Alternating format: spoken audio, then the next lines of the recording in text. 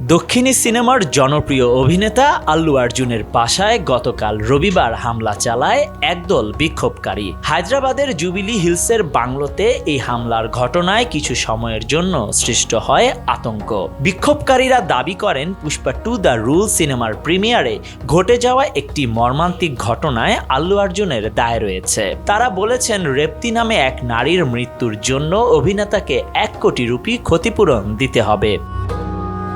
বিক্ষোভকারীরা, যাদের মধ্যে অনেকে ওসমানিয়া বিশ্ববিদ্যালয়ের যৌথ অ্যাকশন কমিটির সদস্য, আল্লু অর্জুনের বাংলোতে ভাঙচুর চালায়। তারা বাড়ির ফুলের টব ভেঙে দেয়, এমনকি বাংলো লক্ষ্য করে টমেটোও ছুড়ে দেয়। ঘটনার সময় আল্লু অর্জুন বাসায় উপস্থিত ছিলেন না, তবে তার সন্তান আল্লু আয়ান এবং আল্লু আরহা ছিলেন। নিরাপত্তার কারণে দাদার বাসায় তাদের পাঠানো হয়েছে। হামলার ঘটনায় পুলিশ ইতোমধ্যে হামলাকারীদের শনাক্ত করেছে এবং তাদের মধ্যে 8 জনকে গ্রেফতার করেছে। পুলিশের পক্ষ থেকে জানানো হয়েছে বিক্ষোভকারীরা 4 ডিসেম্বর পুষ্পা 2 দ্য রুল সিনেমার প্রিমিয়ারে অভিনেতার উপস্থিতির বিরুদ্ধে ক্ষোভ প্রকাশ করতে গিয়ে এই ঘটনা ঘটিয়েছে।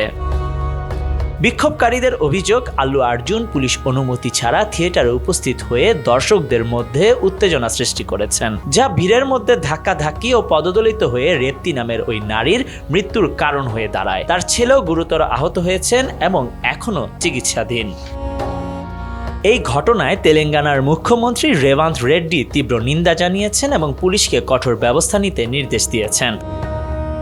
এদিকে আল্লু অর্জুনের পিতা খ্যাতনামা চিত্র নির্মাতা আল্লু অরবিন্দ ঘটনার পর সংবাদ মাধ্যমে প্রতিক্রিয়া জানিয়েছেন। তিনি বলেছেন, আজ আমাদের বাড়িতে যা ঘটেছে তা সবাই দেখেছে, তবে এখন প্রতিক্রিয়া জানানোর সঠিক সময় নয়। আমরা সবকিছু হিসাব অনুযায়ী ব্যবস্থা নেব।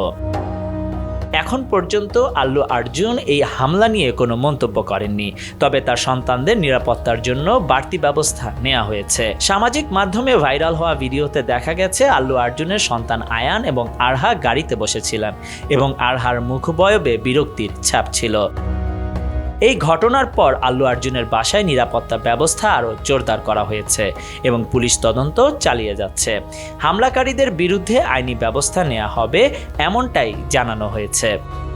Khandakar Ishtiaq, News Now 24।